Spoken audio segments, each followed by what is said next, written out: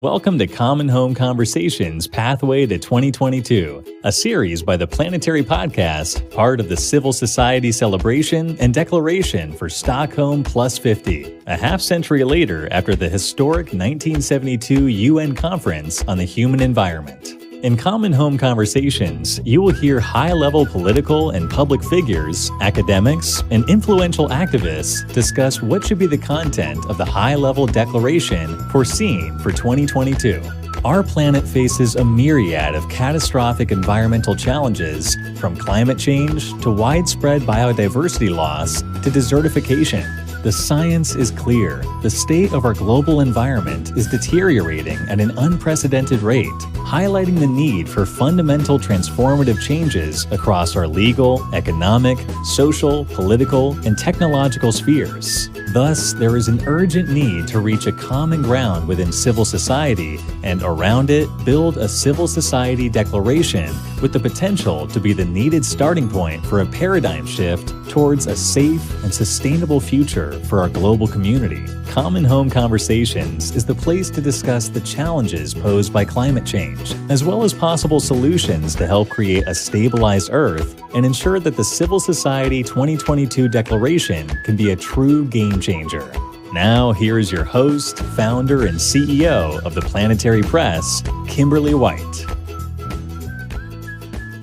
Hello, and welcome back to Common Home Conversations. Today we're joined by Daniel Perell, representative to the United Nations for the Baha'i International Community. Thank you so much for joining us today, Daniel. It's my pleasure. Thanks for inviting me. So, can you tell us about your work as a representative of the Baha'i International Community to the United Nations? Sure. Well, the Baha'i International Community's office at the United Nations has been here since the United Nations was established. In fact, it was present at the League of Nations prior to the UN. And the reason being that we as Baha'is believe that this is a moment in history when humanity needs to understand and respond to the reality that we live as one humanity and one shared planet. And this will require a new type of global governance or global interdependence that we have not yet seen. And as such, we've been here for quite some time trying to learn alongside others who share these same ethics and values. And my role, I suppose, is sort of twofold. One is to share the insights that derive directly from the writings of the Baha'i faith, which speak quite profoundly on matters of global concern related to gender equality, harmony between religion and science, and many of these other principles that humanity is coming to terms with, but also to share to the best of my ability the learned experience and lived experience of Baha'is around the world who are trying to put these principles into practice at the local level and in their communities and neighborhoods, and to see how they can join alongside others to make a better life for themselves, not solely materially, but also spiritually and socially. And so with these two objectives of my role, I think I have quite a bit to do to offer some of these thoughts to civil society, the United Nations, and member states who gather here in New York around the United Nations to explore the exigencies of the human experience and figure out how we can come to some kind of better consensus around what next steps to take and how to take them. So for me personally, I've been here for about 11 years, 12 years. And I have had the pleasure really of working on all kinds of issues, gender equality, the rights of indigenous peoples, human rights, role of religion, global citizenship, education. And now I focus quite a bit on climate change, global governance, and humanitarian matters. And so I stay busy, but I find it really interesting. And in that decade plus, there has been quite an evolution in terms of receptivity to ideas of our interdependence and interconnection. And so it's a really wonderful time to be here. And I'm hoping that with this increasingly fertile ground, we can find new and creative ways to advance humanity in all its diversity. Absolutely. And I have to say that's very impressive. I had no idea that the organization's relationship with the UN dated back to the League of Nations. So the Baha'is around the world are engaged in many different issues, as you mentioned, including gender equality, youth empowerment, and community building, among others. What is it that the office chooses to focus on and why? That's a question that we actually often ask ourselves. There are many issues upon which we could work, both from what the Baha'i experience has been, but also based on what the United Nations is focused on. And I think it's sort of these two dials that we are trying to always look at. If the Baha'is are learning something quite profound that perhaps is not super relevant to the United Nations, we have to evaluate how and whether to share it here. And on the other hand, if there are things that the United Nations is really focused on that the Baha'is don't yet have a lot of experience with, we have to determine how best to respond in that case. But in general, because the current zeitgeist seems to be around issues of global concern, whether it's health or climate or peace, there is ample opportunity. And in fact, we suffer a little bit under the challenge of too many options. And so what we choose to focus on often comes down to what are we learning as a community and how directly do the writings of the Baha'i faith speak to the issues that are before us. So, for example, while local Baha'i communities may not be learning a whole lot about global governance, principles of governance involving integrity, trustworthiness, honesty, these resound whether you're a local leader or global secretary general. And so we try to see how these lessons can be brought to bear at the international level. And likewise, these broad climate agreements that the United Nations has, the Paris Agreement and the Sustainable Development Goals, we as local Baha'i communities may not be focused exactly on what those documents and resolutions are articulating and aspiring for. But in principle, we share and we engage in many of these same areas. So when it comes to local action on saving coral reefs or preserving coral reefs or improving agricultural practices, we do these things. And so we do our best to share what we're learning in the field with what is taking place here at the United Nations. And then, when appropriate, we return and reciprocate that knowledge from the international level back to the community if and when appropriate. So what we focus on is constantly changing because the world is constantly changing, but the principles underlying our focus we find to be quite similar regardless of what era you're looking at, because these are principles that are both universal and that we are still learning how to properly fulfill. So, in addition to your role with the Baha'i International Community, you belong to the drafting committee of Safeguarding Our Common Home, Declaration for Stockholm 50. The Declaration on Our Common Future consists of 4 key points. The main point is to implement the right to a healthy environment, and the other 3 points are instruments to build on the main point of the right to a healthy environment. Can you please explain the internal structure and the connections between the 4 points of the Declaration? Sure. Well, the Declaration, as we'll probably discuss later, is very short. It's only a couple of pages. 2 or even 1 is the aspiration. The reason being that to be concise in this world is actually quite important right now. While the problems are nuanced and complex, it's hard to allocate the appropriate time and energy to reading long documents that may have tremendous justifications and historical contexts behind them. But for a document like this one, the idea was to just get to the point. What is it that we really think needs to be done? And among this group, this idea of implementing the right to a healthy environment comes with it a whole host of other implications. If you say that there should be a right to a healthy environment, one can draft a treaty or a resolution to that effect, and great, we have it in writing. But the question is really, what does this mean in practice? And so the other 3 elements that support it, safeguarding the global commons, establishing a regenerative economy, and prioritizing governance and institutional solutions, these 3 elements are really the enabling environment that allows the right to a healthy environment. These are the 3 elements that allow this right to a healthy environment to come to fruition. So, for example, if we don't safeguard the global commons, then future generations and even present generations, as we now know, are missing out on this right to a healthy environment. We need to understand what the global commons are and how, of course, to rededicate ourselves to safeguarding them. We need to establish a regenerative economy. So much of what we see in the world is actually derived from misaligned values and aspirations. In a world where we are perpetually seeking acquisition acquisition of power, of material possessions, of the next thing, we are doing a tremendous disservice both to the environment around us and to those who have yet to come, our children, our grandchildren, and beyond. And we need to think more critically about what a regenerative economy, that is an economy that is focused on ensuring a healthy environment and, in fact, a flourishing environment, what that will look like. It's an economy that we don't yet know and we don't quite understand, because we have always, as humanity, been in this consumption-based process. We had to have sufficient food to eat. There wasn't enough for everyone, theoretically.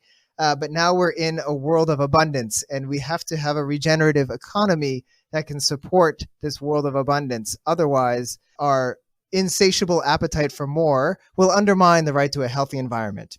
And then the fourth paragraph on prioritizing governance and institutional solutions, one of the challenges that I see at the United Nations is the degree to which we focus very much on resolutions and treaties and statements and declarations. And then once they're done, we say our work is finished. Whereas in fact, that must be the start of our work. The finishing of the work is when that declaration is actually no longer needed, when that treaty or that resolution is no longer needed because the problem has been solved. Unfortunately, at this moment, we are faced with the challenge of silos in our governments and in our own minds, where the ministries of foreign affairs determine what resolution to sign on to, but then it doesn't necessarily make it to the Ministry of Finance or others in a given government. And this comes down to prioritizing governance and institutional solutions. What are the institutions and governance postures required to ensure the fulfillment of those documents to which we've agreed? Now, many would say that the UN has already written and agreed upon everything it needs to in order to create the world that we need to see. The problem is one of implementation. And so without this fourth paragraph on governance and institutional solutions, we are missing that key link between words and deeds, between the right to a healthy environment in text and the lived reality of a healthy environment for all. Now, how can civil society best help drive that implementation? Here, I think, again, we need to think critically about the different roles of different actors on the global and local stages. We have excellent documents that are agreed to internationally, a number of excellent policies at the national and even local level, but we are missing that connection between government and civil society. And I'm going to try to say a couple of things and that may sound a little naive, but please bear with me. So one question I've been asking myself is, what would it look like if civil society trusted the governments? And if the governments were fully trustworthy? How would our approaches to these declarations be different? Would we be using them as tools for accountability? Would we be using them as tools for collaboration? What would it look like? And I'm not suggesting that suddenly, we stop thinking about the shortcomings and trying to improve in that sense, but it's just thinking about the posture that we take when it comes to constructive engagement on shared challenges, because ultimately these challenges are shared. And in thinking about this, one could consider different ways that civil society should approach the problems that we're facing. In some parts of the world, there are great opportunities to build trust between civil society and government to ensure that they're working hand in hand. In others, perhaps civil society needs to work a little harder to get that sort of free space.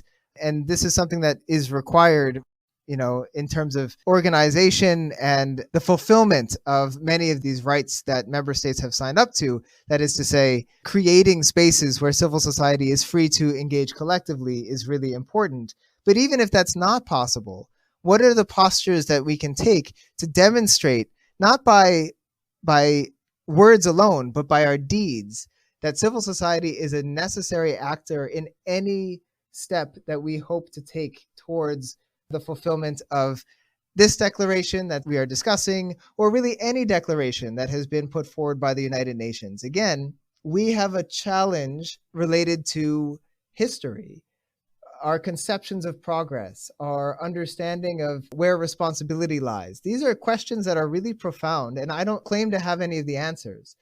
But I think in a world of such turmoil that we see around us, where we can't predict the next major crisis, except to say that it is likely to come, we do need to find alternative ways of organizing ourselves and working collaboratively to bring these things into fruition. That means in some cases, we may need to get in the streets and raise our voices. In others, we may need to work quietly behind the scenes. And these different strategies don't work in contrast, but in concert.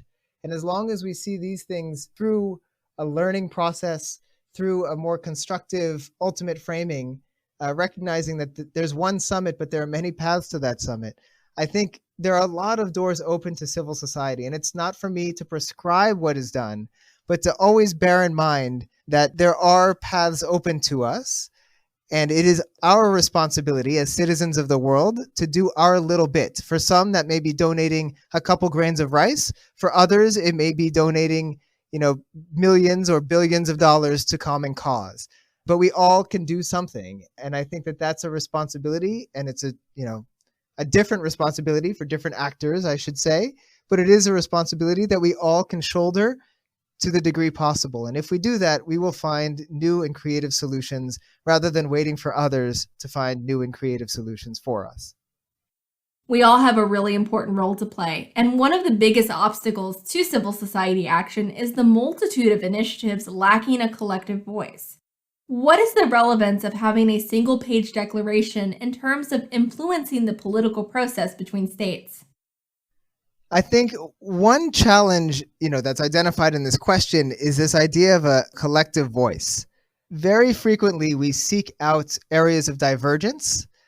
Now, if we can take an approach that is more constructive and seeking unity and seeking to find our place within a broader jigsaw puzzle of initiatives, we may find greater consensus just from a shift in our own posture. And a one-page declaration can't say so much that people would disagree with. Now, people might think that it should be a different one-page declaration or that there should be other things prioritized, and that's fine. And I actually would encourage there to be a number of one-page declarations. But the degree to which we can come together and say, this is the thing upon which we all agree, in principle, at its foundations. Now, practice may be divergent, approaches to its full implementation may be divergent, that's fine. We can all agree that the peak of this mountain looks like this, and we want to try to scale that mountain. That is a really helpful thing, not only for civil society to unite behind, but for the member states to recognize that civil society has united behind. So it is simple, and it is, not fully nuanced, and it's not inclusive of everybody's issue. And that actually is, in a sense, part of its strength, is that it says we all can hang up our issues for a moment and agree on this thing. And if we agree on this thing and member states know we agree on this thing, then let's just use our collective voice to achieve what's here in our diverse, environments, in our diverse approaches, but agreeing on this ultimate principle. And I think that's a great strength. And the degree to which we get others to sign on and encourage and bring forward these ideas will be ultimately determinative of the degree to which member states and others also begin to take them on board. Now, the Baha'i International Community aims to contribute to the construction of a more peaceful and just global order. How does the Declaration on Our Common Future align with and support this goal? Well, I would suggest that peace and just are very big terms. I'm not saying anything that our listeners don't already know. But if you're thinking about, what is the relationship between the right to a healthy environment and peace and justice, these things go hand in hand. Peace, as we know, doesn't occur in isolation from development or human rights, and justice is required as both a means by which we achieve peace and the ends that we are seeking.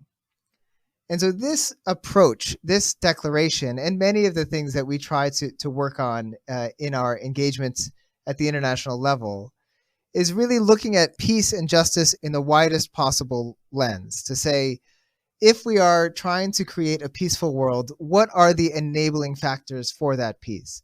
Well, we need an environment in which people are not struggling for food and water, in which future generations can appreciate the beauty and majesty and wonder of the world that has been entrusted to us, a world where the economy allows for people to work with dignity. And I don't just mean people have poor labor standards. I also mean those jobs that are purely extractive of both the financial sector as well as the global environment. These extractive jobs are not those where people are particularly proud of their work. I mean, they don't feel that great a sense of dignity. Now, they may get a big paycheck, which can allow other things to flourish.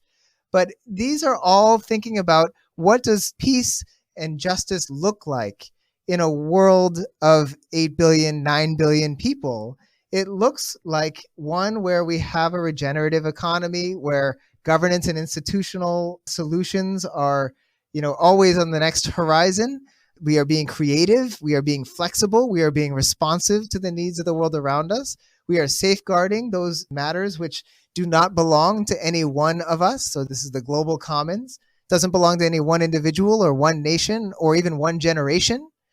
And we are, in fact, implementing the right to a healthy environment, which is an enabling factor for peaceful and just societies, because there's an environment in which there is less struggle, there is less strife, there is dignity, there is joy. All of these things that we learn in kindergarten, in a sense, but lose over the course of a self-interest education. These things we need to return to. And these things ultimately can lead to peaceful and just global order.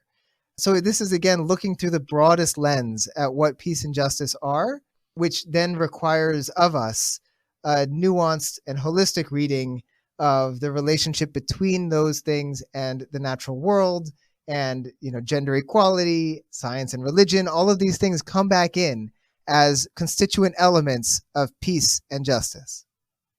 Now, the core focus of Stockholm 49 was to make 2022 a game changer. How can this single-page declaration be a game changer? Well, if you look at it, what it's saying is there's a new game in town. There's a game that requires a healthy environment.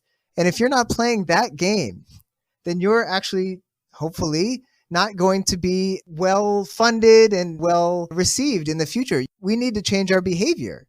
We are a humanity that is entering its sort of global maturation as a society. And this maturation means that we need to be more responsible. And being responsible means safeguarding the global commons, establishing a regenerative economy, being better at our governance and creating more responsive institutions.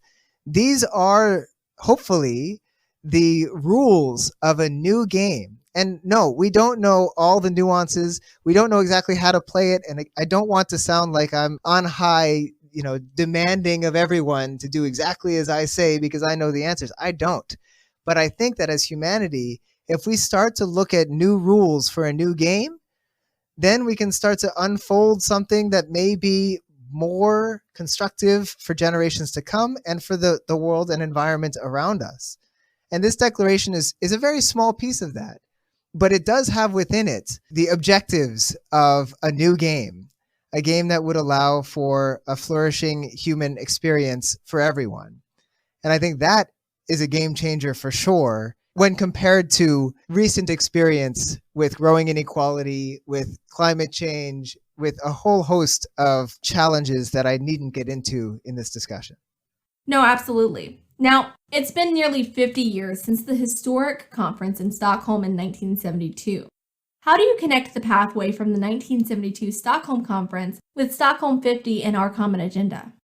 I think putting humanity's efforts into a historical context is always a really important and helpful way to look at the world. I fear that my own, for example, myopic reading of what's happening in the news can cause a sense of disillusionment and real sadness at what's happening in the world around us. But when I look more generationally, what has taken place, what do we have the opportunities to do over the long arc of history, we see some really profound changes.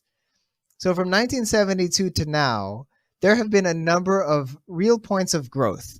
And it's not to dismiss or sidestep any of those challenges that remain, any of the shortcomings that we have seen. but there have been experiences of real change. One of them is on inclusion. 1972, the idea that civil society had a lot to offer in these international meetings was really quite new. And in fact, there was a Baha'i representative in 1972 who made a suggestion that civil society should be more included in the deliberations at the international level. And there was a paragraph that resulted from that intervention, which did call for greater inclusion of civil society. And that individual's name is Arthur Dahl. He's still very involved in these processes 50 years later. And it's now become just a fact of the matter that civil society is present. Now, that presence wasn't assumed. Now it's assumed. And in fact, civil society continues to call for more inclusion, more diversity, more voices. And I think this is a very healthy and constructive change over the last 50 years. Now, looking forward at our common agenda, which is the Secretary General's report on the future of UN governance, this, I think, is really well connected to Stockholm Plus 50. He articulates a number of initiatives around the global commons, around moving beyond GDP, around rights-based approaches and a new social contract, and around governance reform. Those are the 4 paragraphs that we have in our declaration. It's very similar, in a sense, to what is being proposed in our common agenda. And I think that's because this is the zeitgeist of the moment, as I said earlier. This is what's on the minds of everyone, is what can be done. And this is part of that arc of history. Now, just to speak a little bit to the shortcomings of the past 50 years, one could conceive of these as humanity's failure, as, our own obstinance in the face of scientific truth, our lack of political will. And these may be true. But I often think of the analogy of, the child or the baby learning to walk. If a baby fell down the first time they tried to walk and we castigated that child as having failed, as having, disappointed the parents, that would be an absurdity. What we do when a child falls as they're learning to walk is we encourage them. We remind them that this is part of a long process. We speak to them with loving tones about how they can maybe do it better, although we don't instruct people on how to walk, but this all to say, the approach that one can take to growth and change can either be critical and that it can be helpful in certain circumstances, and it should also be constructive. It should be saying, the last 50 years, we haven't done everything we needed to do, but let's look at that. Let's assess it. Why haven't we done it? What have been the major barriers to action? Has it been scientific knowledge? Well, for some part of that 50 years, it has been, but now we don't have those scientific barriers. So now it's more of an implementation gap. Okay, what else can we learn about these past 50 years? And then let's look forward. What is it that we need to change about our approaches to governing the global commons, to the economic order, to global governance, and to the environment? What are these new frontiers that we need to be exploring? And what are the opportunities to make that exploration genuine? And here I think our common agenda, more than being a report, is an invitation to further inquire and deliberate on kind of these blue sky things that are so necessary. We have a challenge, and we always do, between the urgent and the important. Now, the urgent is important. If a house is burning, we must put it out. But there's also, how do we rebuild the houses so they don't burn? And we have to do these things in concert. And our common agenda, as I read it, is an invitation to the engineers to rebuild this house of global governance creatively and thoughtfully so that future generations have fewer fires to put out. It's all part of a long process. And this is an invitation to, while trying to handle the urgent matters of the day, and there are many, and they are pernicious and challenging, we also need to be thinking about some of these long-term challenges. And I think Stockholm Plus 50 is an opportunity for an input to that. It won't have an agreed resolution coming out of it, a treaty or an agreement of that nature, which means that it's an opportunity for blue sky thinking, for creativity, and for a meaningful contribution to the conversation around our common agenda. All right, and there you have it. In our world, much of what we see has been derived from misaligned values because humanity has always been stuck in a consumption-based process. Our continual search for power, material possessions, or the next big thing is detrimental to our planet as well as current and future generations. It is imperative that we shift our mindsets towards establishing a regenerative economy and safeguarding our global commons, as these are essential for the right to a healthy environment to come to fruition. As the world works to take on the challenge of climate change, it is essential to recognize that this shared problem requires us all to do our part to find new and creative solutions together.